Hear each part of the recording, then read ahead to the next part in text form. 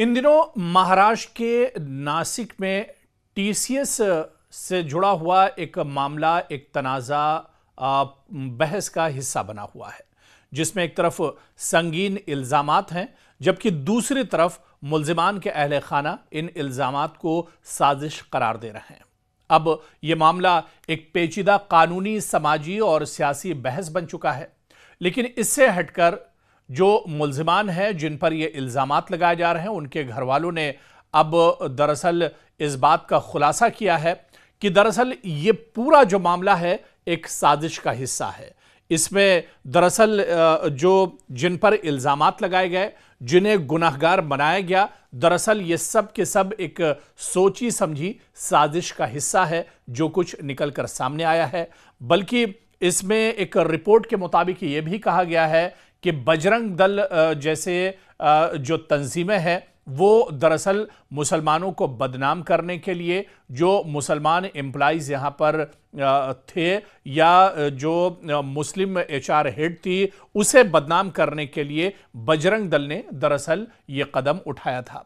दरअसल ये मामला महाराष्ट्र के नासिक शहर में वाक़ टीसीएस के एक यूनिट से शुरू हुआ, जहां मुताद्दिद ख़वातीन मुलाज़मीन ने पहले जिनसी हरासानी, दबाव और इस्तेहसाल के इल्ज़ामात लगाए।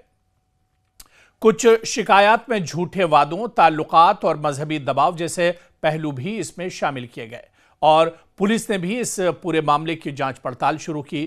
मार्च से अप्रैल के दरमियान कई एफआईआर इसमें दर्ज की गई, कई मुलाजमीन को इसमें गिरफ्तार किया गया। लेकिन अब इस पूरे मामले में एक बहुत अहम मोड़ सामने आया है। जी हां, जो गुनहगार, जो इसमें लोग पकड़े गए हैं, जो मुतासरीन हैं या जिन्हें गुनहगार बताया गया, जिन पर इल्ज़ामात लगाए गए, अब उनके अहले खाना ने दरअसल इसे एक बड़ी साजिश बताया है और यही इस पूरे मामले का एक अहम मोड़ साबित हो रहा है। मुल्ज़िमान के अहले खाना का कहना है कि यह केस दरअसल झूठा और साजिश पर मबनी है।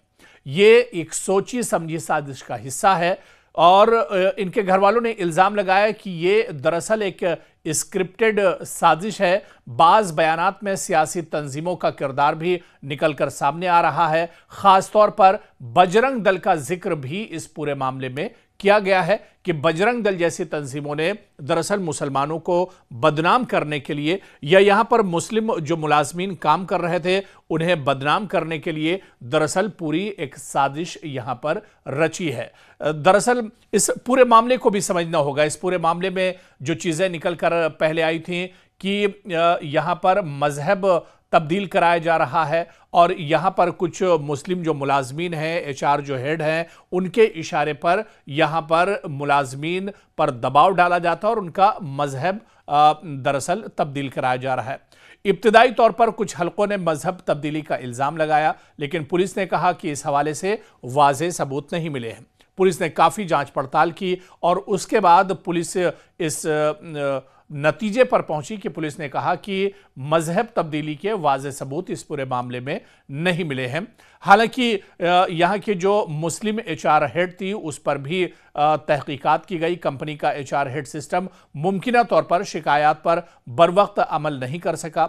बाज़ रिपोर्ट्स के मुताबिक मुतासरा को शिकायत दर्ज न करने का मशवरा भी दिया गया था। हालांकि अब इस पूरे मामले की जो सच्चाई है वो निकल कर सामने आ रही है। खुद जो मुल्ज़िमान हैं, जिन्हें गुनहगार इस पूरे मामले में बताया गया है, अब ये चीज़ निकल कर सामने आ रही है कि ये तमाम चीज़ें दरअसल एक साजिश का हिस्सा हैं। दरअसल ये तमाम चीज़ें बजरंग दल जैसी तंजीम के इशारे पर की गई थी ताकि मुसलमानों को इसके ज़रिए से बदनाम किया जा सके। हालांकि मजहब तब्दीली का जहाँ तक मामला जुड़ा हुआ था, इस पर पुलिस ने भी पूरी कार्रवाई की, जांच पड़ताल की, लेकिन पुलिस को भी इस एंगल से, इस ताल्लुक से कोई चीज़ इस पूरे मामले में नहीं मिली और ये अब इस पूरे मामले का एक अहम मोड़ साबित हो रहा है। और सवाल ये भी उठता है कि क्या बजरंग दल जैसी जो तंजीमें हैं महज मुसलमानों को बदनाम करने के लिए, मुस्लिम लड़के लड़कियों को बदनाम करने के लिए, उन पर दाग लगाने के लिए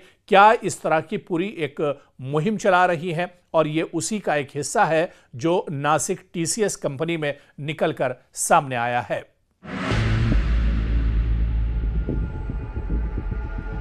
है।